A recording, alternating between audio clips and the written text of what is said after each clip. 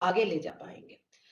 अब ये सारे जितने एरियाज हम डेवलप करते हैं, इसके लिए क्या इंपॉर्टेंट है कि हम बेसिक रिसर्च पे फोकस करें, हम नई नॉलेज के ऊपर फोकस करें, क्योंकि कटिंग एज रिसर्च जो है, नई नई टेक्नोलॉजीज जो आ रही हैं, जो फ्रंटियर टेक्नोलॉजीज आ रही हैं, इन्हीं को लेके हमें फिर मिशंस अपने ड्राइव करने हैं।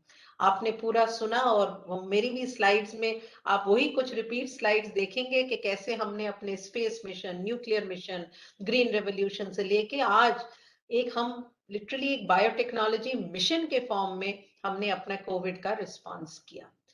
पर ये सब नहीं हो पाता अगर हम कोलैबोरेशंस और पार्टनरशिप्स नहीं बिल्ड करते। जो भी हम साइंस करते हैं, चाहे हम देश के विद इन करें या हम इंटरनेशनल करें, वो पार्टनरशिप्स बहुत इंपॉर्टेंट हैं। और सबसे इंपॉर्टेंट है कि जितना भी हम इंक्लूसिव डेवलपमेंट करें, जिसमें हमारे सब यंग रिसर्चर्स, हमारी यूनिवर्सिटीज, हमारे नेशनल इंस्टीट्यूट्स, हमारी विमेन रिसर्चर्स, स्टार्टअप्स, इंडस्ट्री, सबको इकट्ठे होके एक कॉमन मिशन, एक कॉमन ऑब्जेक्टिव पे डिलीवर करना, और वही हमने कोविड में देखा जैसे हम इसको आगे गए। अगर आप हम आजादी का अमृत महोत्सव सेलिब्रेट कर रहे हैं, तो इट इज इम्पोर्टेंट कि हम देखें कि ये 75 सालों में हमारे साइंस एंड टेक्नोलॉजी ने किन किन एरियाज पे प्रभाव डाला है, और कैसे हमने इनमें बहुत ज्यादा सेल्फ सफिशिएंसी पाई है। और उसी सेल्फ सफिशिएंसी के साथ आज हमारे प्रधानमंत्री जी ने आत्मनिर्भर भारत की एक कॉल दी है, जिसको हम आगे ले जा रहे हैं। तो चाहे वो हमारा क्लाइमेट चेंज हो, चाहे न्यूक्लियर हो, स्पेस हो, मोबिलिटी हो, डिजिटल एम्पावरमेंट हो, या बायोटेक्नोलॉजी, बायोलॉजिकल साइंसेज हो, ये सारे एरियाज हैं जिसमें हमने ओवर 75 इयर्स हमने अपनी स्ट्रेंथ बिल्ड की है। और आज India can boast of not only excellent programs, excellent human resource, but more importantly, international recognition. आज देश विदेश में भारत को रिकग्निशन मिला है, और सारे कंट्रीज अब भारत के साथ कोलैबोरेट करना चाह रहे हैं, क्योंकि हमारी स्ट्रेंथ है इन पर्टिकुलर एरियाज में। ये आपने ऑलरेडी डॉक्टर घटक की स्लाइड्स में देखा है, but it is still very important that I reiterate this to you कि हमारे स्पेस और न्यूक्लियर मिशन हमारी फर्स्ट स्ट्रेंथ थी। कैसे हमने इसको आगे स्टैब्लिश किया, ये हमारे सारे रोल मॉडल्स हैं, ये हमारे स्टॉलवर्ड्स हैं जिसने इसको बिल्ड किया, और आज हमें स्ट्रेंथ थी कि इंडिया एक रिकग्नाइज हुआ है। और इन सब एरियाज में आज हम इस लेवल पे पहुंच गए हैं कि हमारी सेल्फ सफिशिएंसी है, स्पेस प्रोग्राम अब हमारे स्टार्टअप्स के लिए खुल गया है, डिफेंस हमारा सारा इंडिजिनाइज हो चुका है, जिसमें हमारे इक्विपमेंट सब कंट्री के अंदर बन रहे हैं इसी की वजह से। हेल्थ केयर में there are a large number of examples I can give you, but one example which I wanted to give you was how India became polio free. जो इंडिया पोलियो फ्री हुआ, ये हमारे लिए एक बहुत गर्व की बात थी। इसने हमें कई चीजें जो है हमारे सामने लाए, कैसे साइंस टेक्नोलॉजी का इंटीग्रेशन, बट मोर इम्पोर्टेंटली उसका एप्लीकेशन, और सबसे इम्पोर्टेंट कैसे हमारा पब्लिक हेल्थ सिस्टम बना, कैसे हमारे आशा वर्कर्स, हमारे जो पब्लिक हेल्थ सिस्टम के जो पीएचसीज हैं, उसमें लोग घर घर जाके ये पोलियो वैक्सीन दिया गया, और आज भी हमारा पोलियो कैंपेन चलता है उसी की वजह से। उससे क्या हुआ, पूरी कंट्री में एक अवेयरनेस आ गया कि कैसे हमें इम्यूनाइजेशन करना है, कैसे हमें वैक्सीन बच्चों को देने हैं। पूरा हेल्थ केयर का इंफ्रास्ट्रक्चर क्रिएट हुआ, और जैसे मैंने कहा, न्यू डेवलपमेंट्स, न्यू टेक्नोलॉजीज उसमें हुई। पहले हमारी पूरी डिपेंडेंसी थी बाहर के वैक्सीन पे, उसी से कंट्री ने अपना वैक्सीन इकोसिस्टम बनाया, और आज कोविड से पहले भी भारत अपने वैक्सीन डेवलपमेंट के लिए जाना गया है, not only for the development, the manufacture. और ये आप लोग बहुत खुश होंगे सब सुन के कि पूरी दुनिया में हर तीसरे बच्चे को जो वैक्सीन लगता है वो भारत में बनता है। ये हमारी पूरी स्ट्रेंथ है वैक्सीन डेवलपमेंट की, और इसीलिए ये पोलियो वैक्सीन दिखाना जरूरी था। ग्रीन रेवोल्यूशन का आपको अभी बताया डॉक्टर घटक ने, व्हाइट रेवोल्यूशन का बताया। पर ये इंपॉर्टेंट है देखना कि ये रेवोल्यूशंस आई कैसे। अगर आप ग्रीन रेवोल्यूशन को देखिए, इसमें जब ये फैमिन आया, तब हमें मन पड़ा कि भाई डॉक्टर स्वामीनाथन ने इसको नॉर्मन बोरलॉग के साथ लीड किया। उसमें क्या था, हम नई टेक्नोलॉजी लेके आए, और वो नई टेक्नोलॉजी के साथ हमारा ग्रीन रेवोल्यूशन आया कि कैसे हमने पूरा एग्रीकल्चरल न्यू टेक्नोलॉजी डेवलपमेंट शुरू किया। व्हाइट रेवोल्यूशन में आप ये देखिए कि it was not only technologies which helped us to improve our production of milk, पर डॉक्टर कुरियन की बात हुई थी, उन्होंने एक पूरा सेल्फ हेल्प ग्रुप क्रिएट किया, एक कोऑपरेटिव स्ट्रक्चर क्रिएट किया, जहां जो प्रोडक्ट्स हैं उनको हम कैसे मार्केट तक ले जाएं। तो ये रेवोल्यूशंस जो आए थे, ये जो हमारे मिशंस आए हैं, इन्होंने हमें पूरा सिखाया है कि ना ही हम नई टेक्नोलॉजीज को डेवलप करें, पर उनको सोसाइटी में कैसे अप्लाई करें। और यही नासी का साइंस एंड सोसाइटी का जो बेसिक प्रिंसिपल है, उसमें ये हमारे सारे मिशंस जो हैं पूरे हमें एक मैसेज कन्वे करते हैं। ये जानना बहुत जरूरी है बच्चों आपको कि हमारे देश ने साइंस को बहुत बहुत अहमियत दी है। हमारी पूरी साइंस पॉलिसीज जो रही हैं, जो 1958 में पहली साइंटिफिक पॉलिसी रेजोल्यूशन आई थी, और फिर टेक्नोलॉजी पॉलिसी स्टेटमेंट था 83 का, science and technology policy of 2003, science technology policy of 2013, और अब हमारा 21 में एक बहुत डिलिब्रेशन हुआ है, और कभी भी हमारी नई साइंस टेक्नोलॉजी इनोवेशन पॉलिसी आएगी। इन्होंने एक पूरी साइंस को इंपॉर्टेंस दी है, और हमारा पूरा ग्रोथ ट्रेजेक्ट्री हम उससे देख सकते हैं। उन्होंने हर एक पॉलिसी के अंदर जो हमारा डेवलपमेंट था उसके ऊपर एम्फोसिस किया। इनिशियली जो फर्स्ट हमारी साइंटिफिक पॉलिसी रेजोल्यूशन था, उसमें कहा गया कि कैसे आपको डेवलपमेंट ऑफ साइंस पे इंपॉर्टेंस देनी है, ताकि आप उसका, हमारे जो गैप्स हैं एडवांस्ड और बैकवर्ड कंट्रीज में, उसको हम ब्रिज करें, तो इंडिया कैसे एक एडवांस कंट्री की तरफ बन सके। सेकेंड जो हमारी टेक्नोलॉजी स्टेटमेंट थी, उसमें यह कहा गया कि कैसे हमें डेवलप कंट्रीज के साथ पूरा टेक्नोलॉजिकल कोऑपरेशन करना है, कि जैसे मैंने आपसे कहा, कोऑपरेशन और collaboration is the essence of the growth of science and technology. और यही आगे ले जाते हुए साइंस टेक्नोलॉजी पॉलिसी 2013 जो थी, उसमें क्लियरली कहा गया कि जो हमारे स्ट्रेटेजिक पार्टनरशिप्स हैं, वो हम साइंस डिप्लोमेसी पे बेस्ड रहेंगे। तो you see, slowly you could see कि हमारी डेवलपमेंट कैसे बढ़ती रही। पहले हम सिर्फ गैप्स बिल्ड अपने ब्रिज कर रहे थे, पर फिर हमें मैसेज क्लियरली मिला गवर्नमेंट से कि आज हमारे अंदर इतनी क्षमता है कि हम अपनी साइंस से टेक्नोलॉजी और साइंस डिप्लोमेसी को ग्रो कर सकें और उसे आगे ले जा सकें। आज जहां हम खड़े हैं, हमने ये कहा है कि हमारी जो सस्टेनेबल डेवलपमेंट गोल्स हैं, उसके लिए technology has now become a key driver of social and economic development. There are new technologies that we are focusing on: quantum technologies, ocean technologies, cyber technologies, biotechnology, nanotechnologies. But what is important is कि जो हमारा 5 trillion economy का एक government का लक्ष्य है, उसको अगर हमें पाना है, तो science and technology is a की ड्राइवर, उसे हम पीछे नहीं छोड़ सकते। और ये नीचे जितने भी आप लोगोस देख रहे हैं, ये गवर्नमेंट के मिशंस हैं, जिसमें आज साइंस एंड टेक्नोलॉजी एक बहुत बहुत अहम भूमिका निभा रही है। ये अगर आप ग्लोबल भी देखें, जितने भी सस्टेनेबल डेवलपमेंट गोल्स हैं, हमारे जितने 17 गोल्स हैं, इंडिया में हमने एक एक को एनालाइज किया है, and science and technology plays a major role in each of these sustainable development goals, whether it is looking at removing poverty or removing hunger or education, each of them. But we are finally looking at playing a very major role in that. आज हमारा research, innovation और startup ecosystem बहुत strong है, और ये grow कर रहा है। ये स्लाइड मैं आपको दिखाऊंगी, कुछ महीनों में ही ये नंबर्स बढ़ जाएंगे। इस लेवल पे हमारी ग्रोथ हो रही है। आज हमारे पास स्ट्रेंथ है, हमारे पास हर साल 1 लाख से ज्यादा हमारे पोस्ट ग्रेजुएट पीएचडी स्टूडेंट्स निकलते हैं, हमारे 20 टेक्नोलॉजी पार्क्स हैं, हमारे 200 से ज्यादा इंक्यूबेटर्स हैं, हमारे 10,000 तो टेक्नोलॉजी स्टार्टअप्स हैं पूरे देश में। अगर पैंडेमिक टाइम पे आज हमें पूरे दुनिया में तीसरा देश माना जाता है स्टार्टअप्स के लिए, तो ये हमारा एक बहुत इंपॉर्टेंट स्ट्रेंथ है। और सबसे इंपॉर्टेंट स्ट्रेंथ हमारी ये है कि अब हमारा जो साइंस टेक्नोलॉजी एजुकेशन का प्रोग्राम है, वो सिर्फ हमारे बड़े शहरों में नहीं है, वो हमारे जो टियर 2, टियर 3 और एस्पिरेशनल डिस्ट्रिक्ट्स तक चला गया है। उससे हमारी कोशिश है डीएसटी, डीबीटी, सीएसआईआर के हर एक प्रोग्राम में कि कैसे हम यंग बच्चों को विज्ञान प्रतिभा, विज्ञान ज्योति से यंग लड़कियों को साइंस एंड टेक्नोलॉजी की ओर हम उनको अट्रैक्ट कर पाए और उसको हम आगे ले जाएं। Coming to the key focus of this theme, and that is how do you have a sustainable future. For that it is important कि हमारी एक sustainable bioeconomy हो।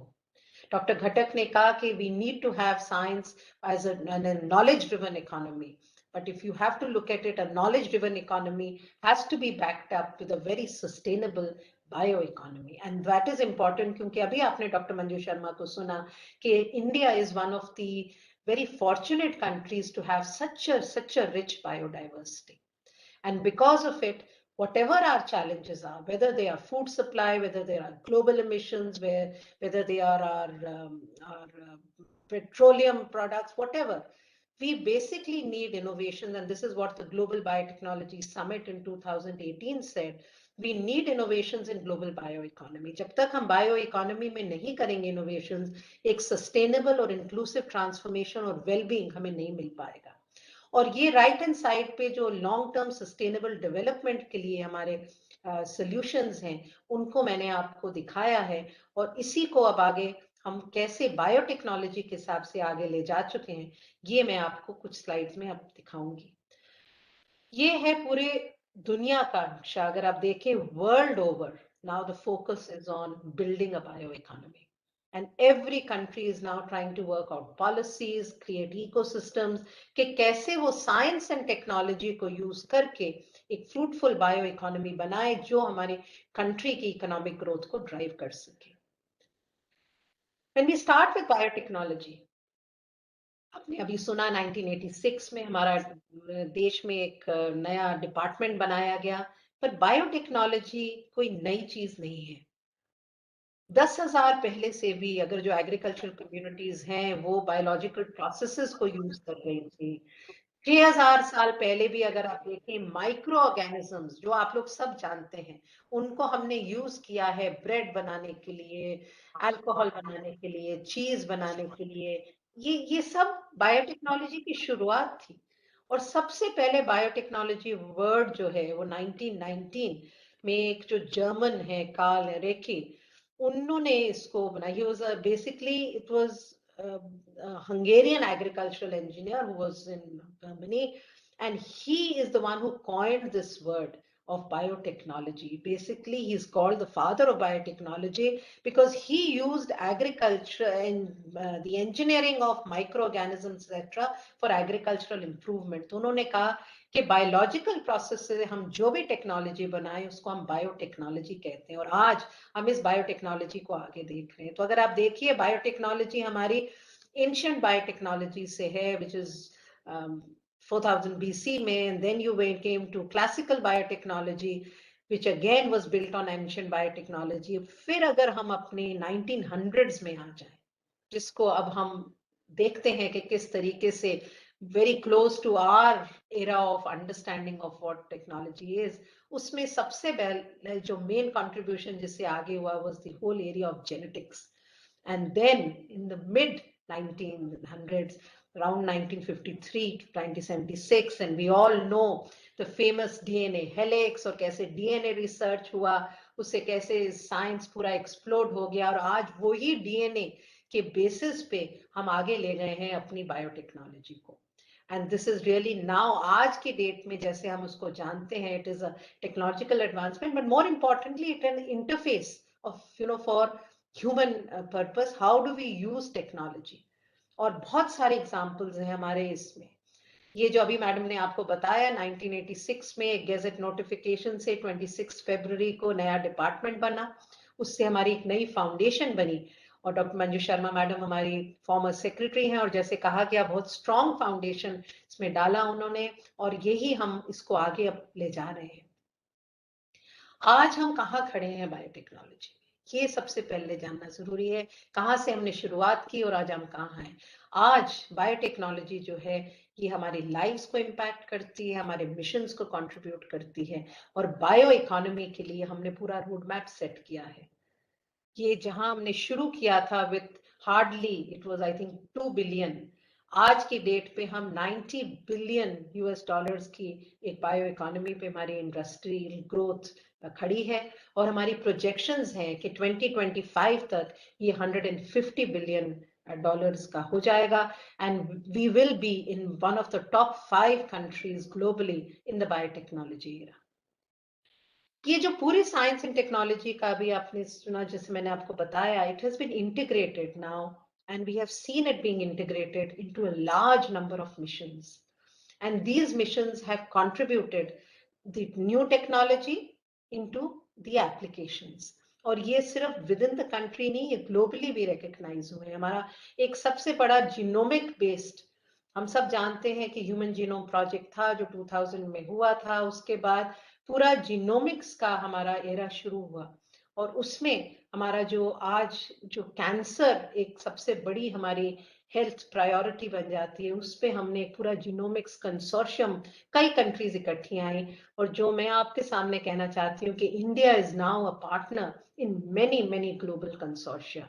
ये कैसे हुआ? क्योंकि हमारी स्ट्रेंथ थी टेक्नोलॉजी पे, जिसको हम आगे ले जा सके।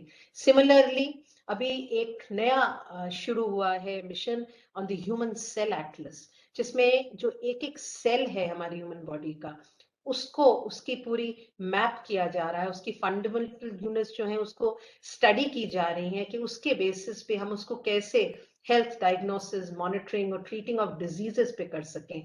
Again now India is working towards becoming a partner in this, but these are all new emerging technologies, और हमारे पास आज पूरी स्ट्रेंथ है कि हम इन इमर्जिंग टेक्नोलॉजीज में, जिनका बेसिस था वही आरएनए और डीएनए, उनको लेके हम कैसे उनको इंटीग्रेट कर रहे हैं अपनी सेल बायोलॉजी रिसर्च के साथ, कैसे हम उसको इंटीग्रेट कर रहे हैं अपने वेरियस एप्लीकेशंस के साथ, और उसको हम आगे यूज कर रहे हैं। सिमिलरली एग्रीकल्चरल सेक्टर में ये हमने जो पूरा ओमिक्स रेवोल्यूशन शुरू हुआ था, जो पहला इंटरनेशनल कंसोर्शियम हुआ था, और ये तो मैडम मंजू शर्मा के टाइम पे था जब ये 1999 में इंडिया इसके पार्टनर बन गए थे राइस जीनोम से। उससे हमने क्या किया, और जब आपको मेरी पहली स्लाइड याद रहेगी, हमने ह्यूमन रिसोर्स इंफ्रास्ट्रक्चर दोनों बिल्ड किया। उससे हम सिर्फ एक राइस जीनोम के पार्टनर नहीं बने, हमने अपनी कंट्री में एक जीनोमिक्स का फाउंडेशन डाला फॉर एग्रीकल्चर। वो फाउंडेशन आज बढ़ते बढ़ते इस लेवल पे पहुंच गया है कि हमने पूरा वीट का मैपिंग किया हमारे साइंटिस्ट ने, और उससे ले जाके आज हमारी इतनी क्षमता है टेक्नोलॉजी की कि हम अपनी मॉलिक्यूलर ब्रीडिंग टेक्नोलॉजी को लेके जा रहे हैं। डॉक्टर शुभ्रा चक्रवर्ती हैं, she is the director of NIPGR, वो पूरे देश में एक मेजर मॉलिक्यूलर ब्रीडिंग का नेटवर्क लीड कर रही हैं, जिससे हमारे फार्मर्स को improve variety of breeding material मिल सकता है। Similarly clean energy, climate change, ये बहुत इंपॉर्टेंट एरियाज हैं अगेन, जिसमें इंडिया इज नाउ रिप्रेजेंटेड। ये मैं आपको सारे वो एरियाज बता रही हूँ जिसमें India is now represented in the leadership position, क्योंकि हमने अपने टेक्नोलॉजीज डेवलप किए, अपना ह्यूमन रिसोर्स डेवलप किया, अपनी पार्टनरशिप्स बिल्ड की, और इसके अंदर हमने ये पूरा मिशन इनोवेशन, जिसमें आज 25 कंट्रीज इकट्ठी हो गई हैं, उनके साथ new innovations, new technologies develop की हैं। पर ये हमारा रुक नहीं रहा है, ये चलता जा रहा है। कटिंग एज रिसर्च एरियाज में हमने जो जो क्षमता हमने पाई है, जो हमारी स्ट्रेंथ आई है, इसको हमने डिलीवर किया है in terms of real products. The key strength, as you know, we had a biodiversity characterization along with the remote sensing technology. The Department of Biotechnology had launched a very major program, और आज हमने पूरे देश को map कर लिया है at the spatial level, and we have linked it with the ground level also. तो जितना भी आपका डाइवर्सिटी है उसकी मैपिंग हो चुकी है, और अब वो मैपिंग हमारी और ग्रैन्युलर लेवल पे आ रही, ताकि उससे फिर हम ये बहुत सारी नई नॉलेज जनरेट होती है, बहुत सारी बायो प्रोस्पेक्टिंग स्टडीज पढ़ती हैं, और सबसे बड़ा एक मेजर प्रोग्राम हमने बायो प्रोस्पेक्टिंग का शुरू किया था, जिसमें माइक्रोब से कैसे हम ड्रग्स बना सकते हैं। इसमें कई यूनिवर्सिटी साथ आई थी, इंडस्ट्रीज हमारे साथ आए थे, तो ये सब एक नॉलेज जनरेशन था, पर इस नॉलेज से प्रोडक्ट डेवलपमेंट भी आता रहा, तो इसमें हमारी स्ट्रेंथ बढ़ती गई। इस पर्टिकुलर प्रोग्राम के अंडर कंट्री ने पूरी दुनिया का सबसे बड़ा माइक्रोबियल रिपोजिटरी, हमारा जो NCCS पुणे का इंस्टीट्यूट है, वहां बनाया 200,000 microbial cultures. It is now recognised as one of the largest microbial repository, and we are contributing globally to these microbial cultures. It has been recognized as an IDA, तो ये हमारी एक strength है जिसको हम आगे ले जा रहे हैं। ये पूरा ओमिक्स रेवोल्यूशन जो है आज हमारे सामने है, जिसमें अलग अलग टेक्नोलॉजीज पे हमारा फोकस है, जीनोमिक्स, प्रोटियोमिक्स, और ये हर एक एरिया में हमें इम्पैक्ट कर रहे हैं। अगर आप प्रिसीजन मेडिसिन देखें तो उसमें हमारे नए नए डायग्नोसिस के टूल्स बन रहे हैं जिससे हम इस साइंस एंड टेक्नोलॉजी के थ्रू प्रिडिक्टिव डायग्नोसिस कर सकते हैं। हमारी इन्फेक्शन, और ये आपने देखा है कोविड टाइम पे कि कैसे आज जीनोम सीक्वेंसिंग की वजह से ही हमें नए वेरिएंट्स का पता चल रहा है। वो नए वेरिएंट्स इसीलिए क्योंकि जीनोमिक्स टेक्नोलॉजी यूज की गई है सर्वेलेंस के लिए। सिमिलरली क्रॉप्स एंड प्लांट्स में, जैसे मैंने कहा कि ये ओमिक्स टूल्स को हम यूज कर रहे हैं डिजाइनर क्रॉप्स बनाने के लिए, marker assistive selection, genotyping, phenotyping. अभी हमारी जो लार्जेस्ट जीनोटाइपिंग फैसिलिटी हमने लगाई है NIPGR में, इसमें अक्रॉस द कंट्री ये पूरा जो है ये कैरेक्टराइज किया जा रहा है। लाइफ स्टॉक्स पे हमारा कई इंस्टीट्यूट्स हैं, ICR के इंस्टीट्यूट्स हैं, DBT के इंस्टीट्यूट्स हैं। सिमिलरली इंडस्ट्रियल प्लेटफॉर्म्स जो माइक्रोबियल फर्मेंटेशन टेक्नोलॉजी, इन सब में आज ओमिक्स बहुत बहुत ही एक इम्पॉर्टेंट रोल प्ले कर रहा है। और ये नई टेक्नोलॉजी पे भी विद इन द कंट्री हमने एक अपना लीडरशिप किया है। यही है जो मैं आपको अभी बता रही थी कि कैसे एग्रीकल्चर में इम्प्रूव प्रोडक्शन और प्रोडक्टिविटी हुई। हमने सारे जर्म प्लाज्म को कैरेक्टराइज कर रहे हैं ताकि हमारे पास नई वेराइटीज आ कि हम फार्मर्स को प्री ब्रीडिंग मटेरियल दे सकें। तो आपको मैं ये बताना चाह रही हूँ कि कैसे every technology is related to an application. So all that we do is related to new areas that we find out. And today, there is no limit to the blue sky research that you can do. But the blue sky research must have, in fact, it does have cross-disciplinary approaches for generating new knowledge and innovation. So whether it is genome editing technologies, whether it is artificial intelligence and big data, whether it is synthetic biology, these are new fields of biology and biotechnology, jisme we need young students like you to come in. We need you to take on these emerging areas of technology so that India now builds its strength in these new emerging areas. These are all areas जिसमें आप not only an integrated approach of science and technology देख रहे हैं, you're looking at multidisciplinary areas of science and technology. तो इसमें uniqueness ये है कि if children have their interest in physics and chemistry and biology, they can all come together and form teams to be able to take it forward. Artificial intelligence and big data. We have huge amount of data that we've generated. हमें आज कमी हो रही है तो हमारे data analytics की, हमारे यंग स्टूडेंट्स की जो कंप्यूटेशनल बायोलॉजी, स्ट्रक्चरल बायोलॉजी को अपने आर्टिफिशियल इंटेलिजेंस टेक्निक्स यूज करके उसकी एप्लीकेशंस कर सकें. That is where we would like to see students like you coming in. There are many untapped areas जिनको हमने टच भी नहीं किया है. Quantum biology. अब आप देखिए, let us just start with what is today C.V. Raman Day. What was Dr. C.V. Raman's main discovery? The Raman effect, the scattering effect of which you heard Dr. Ghatak explain, that also forms the basis and the principles of a quantum theories. But nobody has even tried to see, this is totally an untapped area. This is where there is huge potential to move forward. यहाँ पे हमारे बच्चों को आगे आके जो why only one Dr. C.V. Raman as a Nobel Prize, आप में भी एक Nobel Prize winner हो सकता है, वो आपको एक हाई रिस्क लेना पड़ेगा, अनटैप्ड एरियाज को आपको आगे ले जाना पड़ेगा. Lastly, I know I've gone a little over my time, but I will in the last few slides let you know कि जब लेबोरेटरी में हम टेक्नोलॉजीज करते हैं उसे हमें मार्केट में कैसे ले जाना होता है. सबसे पहले हमारी बायोटेक्नोलॉजी इंडस्ट्री बनी थी डॉक्टर किरण मजुमदार शॉ. आप लोग सब जानते हैं बायोटेक्नोलॉजी के नाम के साथ उनका नाम सिनोनिमस है. उन्होंने सबसे पहली कंपनी हमारे यहाँ पे 1978 में बनाई थी, again which was basically on enzyme based company. तब से लेके आज तक हमारे कंट्री में 5000 से ज्यादा स्टार्टअप्स हैं, 800 से ज्यादा कंपनीज हैं, और जैसे मैंने कहा we are moving towards $150 billion economy. BIRAC एक कंपनी बनी थी जो हमारे डिपार्टमेंट ने बनाई थी, जिसका आपने अभी सुना नीरज से भी कहते हुए. ये हमने 2012 में बनाई थी. इस साल उसके पूरे 10 साल पूरे हो रहे हैं. उसका मेन एफर्ट ये था कि हम स्टार्टअप्स को कैसे हेल्प करें, कैसे हम इनेबल करें इस इनोवेशन रिसर्च को, अकेडमिया, स्टार्टअप और इंडस्ट्री को कैसे कनेक्ट करें. ये इंटरफेस जो हमने एक एक्सपेरिमेंट शुरू किया था, ये बहुत सक्सेसफुल रहा. ये आज हमारा उसका इम्पैक्ट है पूरे देश में. आप देख सकते हैं हमारा इकोसिस्टम बन गया है. हमारे 65 इंक्यूबेटर्स हैं, हमारे 5 रीजनल सेंटर्स हैं, हमारे आज के डेट में 5000 से ज्यादा स्टार्टअप्स हैं, और नियरली 250 से 300 नए प्रोडक्ट्स हैं.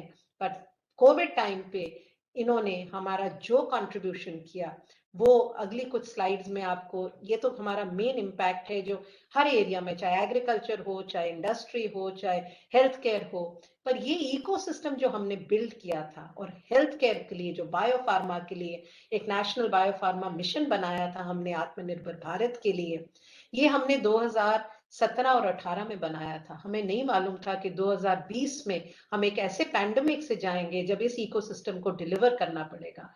और ये हमारा ईयर ऑफ पैंडेमिक था, year of science and technology था। और इसमें हमने क्या डिलीवर किया, एक साइंस बेस्ड अप्रोच हमने बनाई।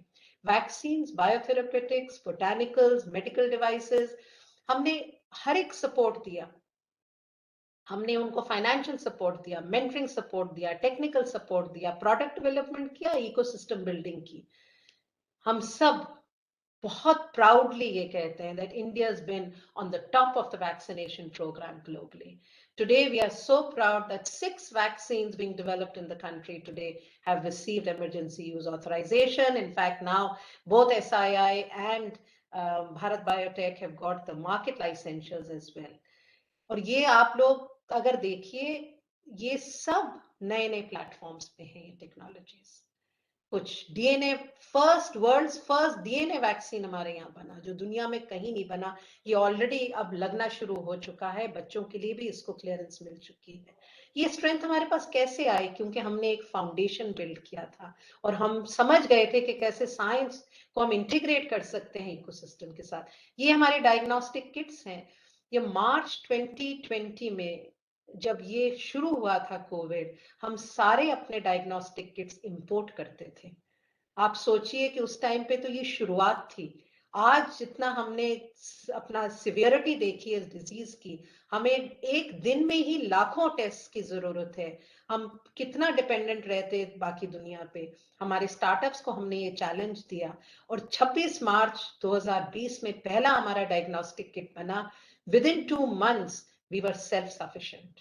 आज की डेट में हम ना ही सेल्फ सफिशिएंट हैं, पर हम बाहर के देशों को भी अपने डायग्नोस्टिक्स एक्सपोर्ट कर सकते हैं। This is our strength of science and technology, and this was truly an integrated approach where we brought in backward and forward linkages. हमारे रिएजेंट्स कंट्री में बने, सब कुछ कंट्री में बना। PPEs, mask, everything, ventilators, monitoring devices, क्या नहीं बनाया हमारे स्टार्टअप्स ने। ये उनकी एक स्ट्रेंथ थी जिससे वो साइंस और टेक्नोलॉजी को इंटीग्रेट करके सोसाइटी तक ले जा सके। वायरस की स्टडी से लेके जो जीनोम सीक्वेंसिंग से वैक्सीन्स तक हमने पूरा लैंडस्केप को कवर किया। So this is really, in conclusion, हम कहाँ हैं आज? We are a knowledge driven bio economy. और अभी जो हमने अपनी 2025 की स्ट्रेटजी निकाली थी लास्ट ईयर, जो रिलीज हुई है मार्च में, तब हम 70 बिलियन पे थे।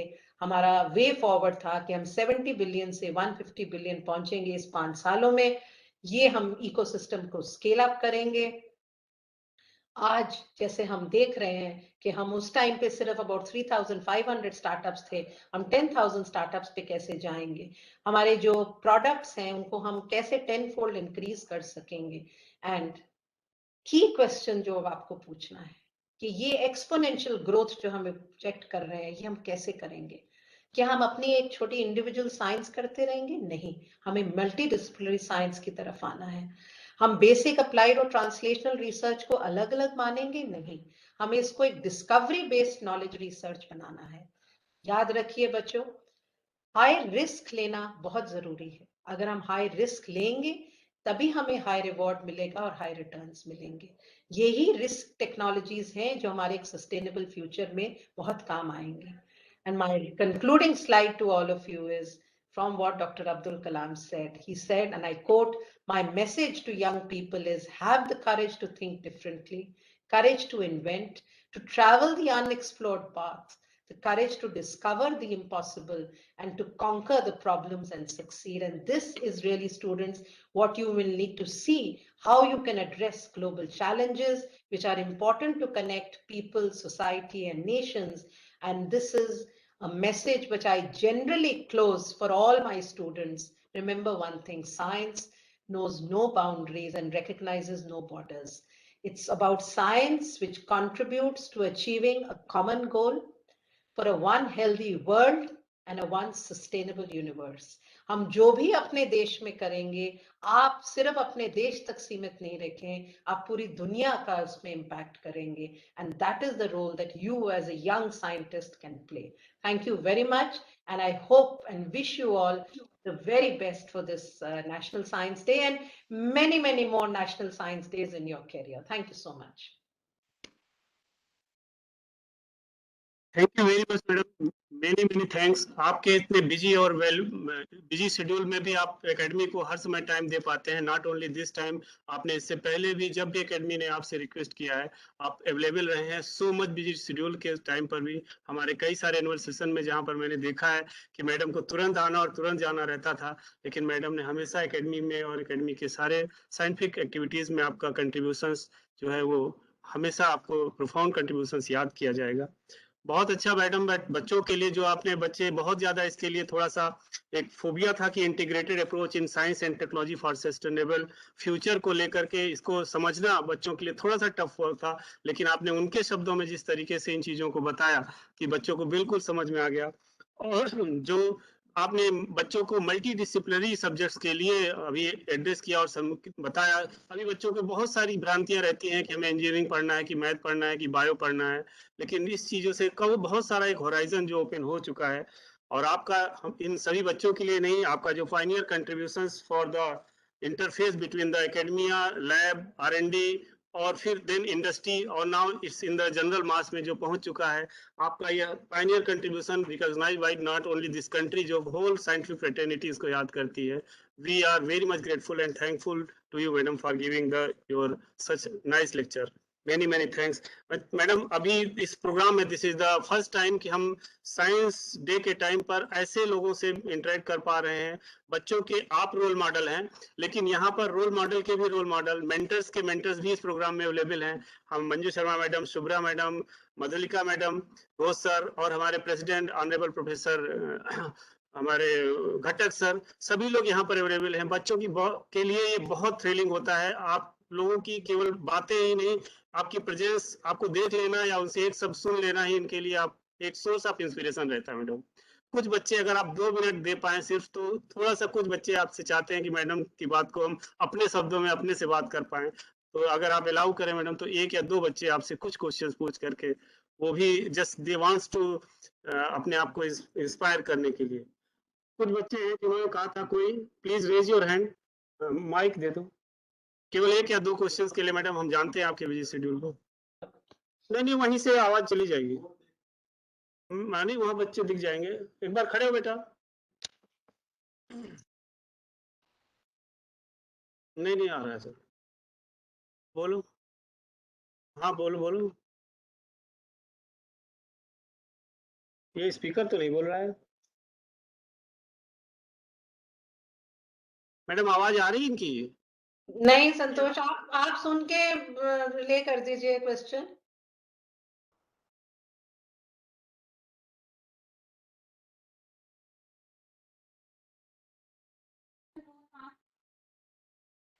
संतोष, मुझे नहीं सुनाई पड़ रहा। बेटा आप इधर आ जाओ, यहाँ से आ जाओ। आप उनको स्टेज पे बुला लीजिए।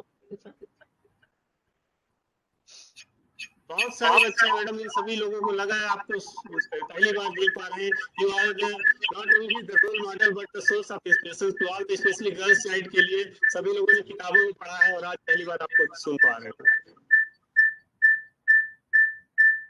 वो माइक ऊपर खोलो। Dr. Amit Ghosh, I think your mic is on. That is giving us an echo. Dr. Ghosh, I think Dr. Amit Ghosh mic is on. Good afternoon, ma'am. This is Ishita Yadav of class 10 from Maharishi Patanjali Vidya Mandir. Respected ma'am, I have a question that please tell us something about DNA-based vaccines. So this DNA-based vaccine, yes, I know कि सभी बच्चों के लिए तो specially बहुत interesting होगा। ये दुनिया में ही सबके लिए बहुत इंटरेस्टिंग है क्योंकि ये दुनिया का फर्स्ट DNA-based वैक्सीन है। This vaccine has been developed by our own company, that is Zydus Cadila. ये DNA बेस्ड वैक्सीन का डेवलप उन्होंने किया था जैसे ही हमारा ये कोविड हुआ था, and the first genetic sequence of the virus was released, they started working on it. We all know that the COVID virus, SARS-CoV-2, is an RNA-based virus. So what they have done is they have used the DNA fragment, the sequences, as the basis of delivery system. And उसी के अंदर उन्होंने base पे उन्होंने पूरा vaccine बनाया है. और ये जो डीएनए वैक्सीन है, इसकी सबसे बड़ी एडवांटेज ये है कि डीएनए वैक्सीन को अब हम बात करते हैं कि ये ओमिक्रॉन वेरिएंट है, ये डेल्टा वेरिएंट है, ये अल्फा वेरिएंट है, इसका सीक्वेंस जो है वो माइन्यूटली चेंज करके ये टैकल कर सकता है डिफरेंट वेरिएंट को. और इसका सबसे दूसरा बड़ा एडवांटेज है कि इसको एक दफा आप बना लें इस वैक्सीन को, तो इसको स्केल अप करने में ज्यादा टाइम लगता है. जैसे बाकी आपके कुछ वैक्सीन हैं जिसमें आपका इनएक्टिवेटेड वायरस हो, आपको स्पेशलाइज्ड इंफ्रास्ट्रक्चर चाहिए, आपको एक सिर्फ फर्मेंटेशन के लिए स्केल अप करके उसी से आपका वैक्सीन बन जाता है. ये हमारे इंडिया, अभी इससे पहले जितना डेवलप हो रहा था, वैक्सीन बन रहे थे पर कोई भी ट्रायल के थ्रू नहीं जा पाया. तो अभी ये ना ही कि ये वैक्सीन बना, इसको ऑथराइजेशन मिला, और अब इसका हमारा वैक्सीनेशन प्रोग्राम में भी गवर्नमेंट के ये आ चुका है. Thank you madam, thank you very much. एक या दो बच्चे और किसी को, और कोई बच्चा जो बोल रहा था? वॉइस भी पूछ सकते हैं, ऐसा नहीं है. स्पेशली प्लांट के लिए कोई बच्चा पूछ रहा था, एनवायरनमेंट से रिलेटेड क्वेश्चन. बोलो, वहीं से बोलो, मैं मैडम को उसको आगे रिपीट कर दूंगा. बोलो.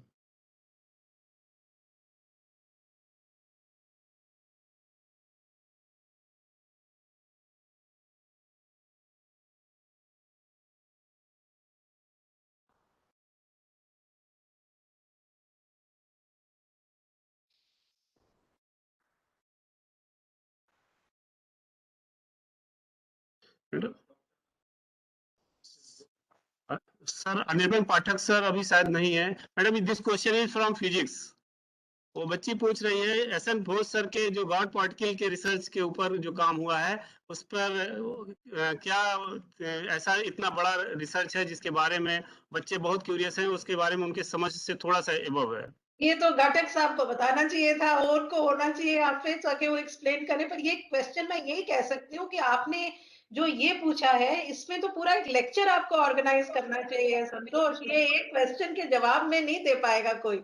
इसके लिए आप एक स्पेशल लेक्चर ऑर्गेनाइज करिए बच्चों के लिए, और वो में उसका कन्वे करवाइए जो आप करवाते हैं ना, जो इतने स्पेशल लेक्चर, उसके क्योंकि 2 मिनट में कोशिश भी करेंगे तो बच्चों को नहीं एक्सप्लेन कर पाएंगे इसका. ये तो फिर एक सुपरफिशियल रिस्पॉन्स होगा सिर्फ. ओके मैडम, हम डेफिनेटली इसको नोट कर ले रहे हैं, और ये कई बार एक क्वेरी आ चुकी है स्पेशली ऐसा के गॉड पार्टिकल के ऊपर बच्चों को पे आप एक पूरा लेक्चर करवाइए. मैं तो ये सजेस्ट करती हूँ कि एक लेक्चर सीरीज करवा दीजिए जो बच्चों के ये सारे क्यूरियोसिटीज सॉल्व कर सके. और कुछ भी लेक्चर्स हम उनके स्कूल में करा देंगे, और कुछ हम ऑडिटोरियम में बच्चों को बुला लेंगे. इन फ्यूचर भी हम जैसे हमारे प्रोग्राम साइंस कम्युनिकेशन स्टार्ट होते हैं, स्पेसिफिकली जो बर्निंग टॉपिक्स हैं उनके ऊपर एक सीरीज आप वर्कशॉप कर लेक्चर्स करेंगे madam. Thank you very much madam. और हमारे बीच में सभी लोग इतने वैल्यूएबल पर्सन, जो लीजेंड पर्सन रहे हैं, और सब लोगों ने इतना टाइम दिया है. ये बहुत, अभी हमारा ये प्रोग्राम इवन इसके बाद ऑफलाइन एक्टिविटीज में madam we are going to plan a quiz activity, जिससे हम बच्चों को इसी साइंस डे पर कुछ हमने स्पेसिफिक जनरल साइंस क्वेश्चंस बना करके बच्चों की को एक कॉन्टेस्ट कराएंगे. और इसके बाद कुछ यहाँ के लोकल एक्सपर्ट्स हैं जो लोग आएंगे और बच्चों को एड्रेस करेंगे. तो वो हमारा लंच के बाद का प्रोग्राम है. फिलहाल हम इस कंक्लूडिंग सेशन के लिए मैं रिक्वेस्ट करूंगा वोट ऑफ थैंक्स के लिए डॉक्टर नीरज सर को कि आए और सभी लोगों को धन्यवाद दे करके हमारा यह जो इनाग्रल सेशन है उसको कंक्लूड करें.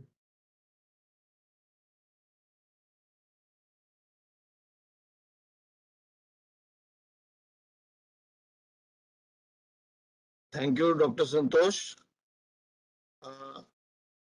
And many thanks, Dr. Renu Swaroop ji, for a beautiful, illustrated, and informative lecture, which conceptualized the whole realm of science and its development in India as well as in the world. And it gave an integrated approach how to take up science for future innovations and productivity, as well as to maintain the sustainable development of our country. We are very much thankful to you. बच्चों, आज का जो programme है, इसका जो प्रथम सत्र है, जो कि पूर्णतया ऑनलाइन था और ऑफलाइन था हाइब्रिड मोड में, वो अभी खत्म होने पे है। लेकिन मैं समझता हूं कि आप सभी लोगों ने बहुत ही मूर्धन्य वैज्ञानिकों को सुनकर काफी आप लाभान्वित हुए होंगे, और स्पेशली आज आपको कई चीजों को जानने का मौका मिला जो कि नेशनल साइंस डे पे आप जान पाए। ये और भी बड़ी अच्छी बात है, बिकॉज इस डे का जो विशेष महत्व है वो यही है कि हम बच्चों तक कैसे साइंस को बहुत ही सामान्य शब्दों में पहुंचा सके और उन्हें प्रेरित कर सके। तो जो लेक्चर्स हुए प्रोफेसर अजय घटक सर के, प्रोफेसर रेणु स्वरूप जी के, मैडम मंजू शर्मा जी के, ये सभी लेक्चर्स इतने सारगर्भित थे और इतने रेलिवेंट थे आज के कॉन्टेक्स्ट के हिसाब से कि इससे अलग अलग तरीके की कई बातों को सुनने का मौका मिला। तो इसके लिए हम विशेष रूप से ये सभी ऑनरेबल साइंटिस्ट, प्रोफेसर अजय घटक सर, प्रोफेसर रेणु स्वरूप जी और मैडम मंजू शर्मा जी का तहे दिल से शुक्रिया अदा करना चाहते हैं।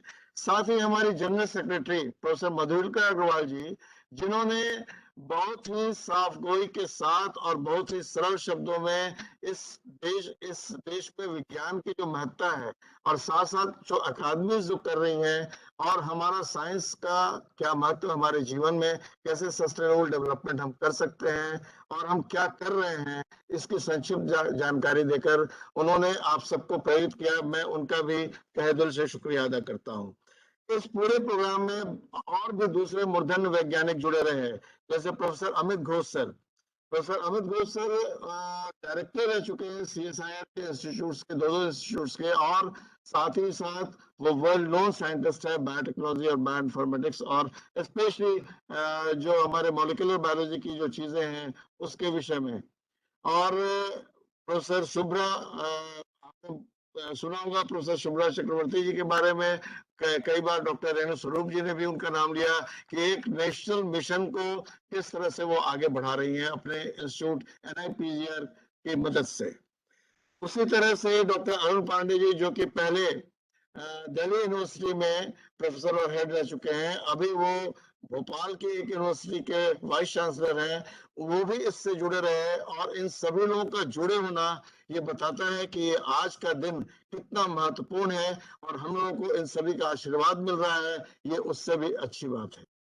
तो आज के दिन में इन सभी का आशीर्वाद हम लोग को मिला, तो हम सभी का हम तहे दिल से शुक्रिया अदा करना चाहते हैं, धन्यवाद देना चाहते हैं, उन्हें सादर नमन करना चाहते हैं कि उन सभी लोगों ने अपने इस कार्यक्रम के लिए अपना बहुमूल्य समय हमें प्रदान किया। We are very much thankful to all of them.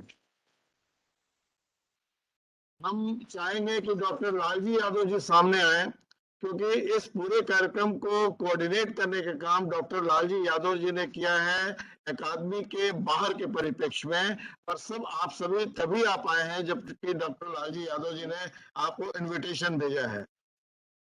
तो इन्होंने एक कड़ी का काम किया है और यहाँ से अकादमी से सभी विद्यालयों को जोड़ा है। ये साइंस क्लब जो है, ये जो साइंस डिस्ट्रिक्ट साइंस क्लब है, इसके ये कोऑर्डिनेटर हैं इलाहाबाद के, और साथ ही साथ बहुत अच्छे वैज्ञानिक भी हैं, शिक्षक भी हैं, और इन्हें विज्ञान शिक्षक पुरस्कार भी यहाँ का मिल चुका है राष्ट्रीय विज्ञान अकादमी का, और कई प्रोग्राम्स इन्होंने आज तक कराए हैं, तो इनका भी हम शुक्रिया अदा करना चाहेंगे। इनके साथ ही साथ हमारे साथ और भी कई मूर्धन्य वैज्ञानिक और शिक्षक जुड़े हुए हैं, जैसे डॉक्टर शारदा सुंदरम जी भी आई हुई हैं, हम उनका भी धन्यवाद करते हैं। डॉक्टर संजय जी भी आए हुए हैं जो कि यहाँ के विज्ञान शिक्षक पुरस्कार प्राप्त कर चुके हैं, और भी कई लोग आए हैं शिक्षक, जिन सभी को हम तहे दिल से शुक्रिया करना चाहेंगे और उनका आभार प्रकट करना चाहेंगे कि उन लोगों ने न सिर्फ अपना बहुमूल्य समय दिया बल्कि इतने बच्चों को प्रेरित किया और इन्हें आप लेकर यहाँ पर आए। साथ ही साथ मैं अपने इस पूरे कार्यक्रम के संयोजक प्रोफेसर यूसी श्रीवास्तव जी का, जो कि नेशनल कोऑर्डिनेटर है इस साइंस कम्युनिकेशन प्रोग्राम्स के, हमारे टीचर भी रह चुके हैं, जूलॉजी के एमेरिटस प्रोफेसर थे यूनिवर्सिटी ऑफ इलाहाबाद में, मैं उनका भी शुक्रिया अदा करना चाहूंगा, आभार करना चाहूंगा और उन्हें नमन करना चाहूंगा कि उन्होंने अपना समय दिया और आज अभी भी वो हमारे साथ बैठे हुए हैं और आपको संबोधित भी किया। इसके अलावा और भी जो लोग हमारे से जुड़े हुए हैं, जैसे प्रोफेसर श्यामलाल श्रीवास्तव जी हैं, हमारे स्टाफ में डॉक्टर संतोष हैं, डॉक्टर पवित्रा हैं, ए.के. श्रीवास्तव हैं, और भी तमाम स्टाफ जो हमसे जुड़े हुए हैं। विशेषकर मैं आपको बताऊं, मिस्टर दीपक जो कि अब दूसरी जगह चले गए हैं, हमारे साथ लेन पे क्यों जुड़े हुए हैं, वो अपना बहुमूल्य समय निकाल कर यहाँ पर आए हैं कि वो इस कार्यक्रम को सुचारू रूप से कार्यान्वित होते हुए देख सकें या कर सकें जहां भी मदद हो। मैं उनका भी शुक्रिया अदा करना चाहूंगा और आशुतोष का भी शुक्रिया अदा करना चाहूंगा और विशेषकर रश्मि और मीरा जी का भी शुक्रिया अदा करना चाहूंगा और इसी के साथ सबको बहुत बहुत धन्यवाद देता हूं। आप आगे बढ़िए, एकेडमी हर फ्रंट पे आपके साथ है। यहाँ एक बहुत अच्छी लाइब्रेरी भी है जिसको आप रेगुलर अटेंड कर सकते हैं, कोई फीस नहीं है, बस आपके पास आई कार्ड होना चाहिए और 11 से 5 बजे के बीच में प्रतिदिन के सैटरडे संडे छोड़कर आप अटेंड कर सकते हैं। आपके जरूरत की सभी किताबें यहाँ पर हैं और तमाम जर्नल्स हैं। सबसे ऊपर के फ्लोर पर लाइब्रेरी है, आप कभी भी अटेंड कर सकते हैं और अब ये खुली है आपके लिए हमेशा के लिए। तो इसी के साथ सबको धन्यवाद, नमन और नमस्कार।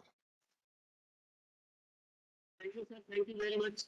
और सभी लोगों को बहुत बहुत धन्यवाद और विशेष रूप से मैं बच्चों को और उनके आए हुए उनके साथ शिक्षकों को भी एकेडमी की ओर से बहुत बहुत धन्यवाद देना चाहूंगा कि मैडम वो लोग, ये बच्चे, कल ही यहाँ पर पोलिंग थी, वोटिंग था और कल लगभग 2 बजे रात कुछ ऐसे शिक्षक दिए जो 2 बजे रात जमा करके अपना वो ईवीएम मशीन वगैरह जमा करने के बाद भी सुबह इसलिए आए हैं क्योंकि उनके बच्चे आए हुए हैं। तो kindly convey my regards and thanks to your principal जिन्होंने इस शॉर्ट नोटिस पर और इतने क्रिटिकल टाइम पर, जबकि यहाँ पर वोटिंग चल रही हो, पूरे चुनाव में ड्यूटी लगी हो सभी टीचर्स की, फिर भी मैडम ये पूरा जैम पैक हॉल जो है ये भरा हुआ है। इसका मतलब है कि बच्चों का क्या इंटरेस्ट रहा है और एकेडमी के साथ शिक्षक में।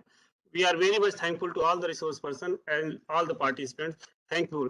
और इस प्रोग्राम को यहाँ पर हम कंक्लूड करते हैं। जस्ट थोड़ी देर बाद हमारा ऑफलाइन एक्टिविटी जो कॉन्टेस्ट है वो शुरू होगा। नमस्कार। Thank you madam.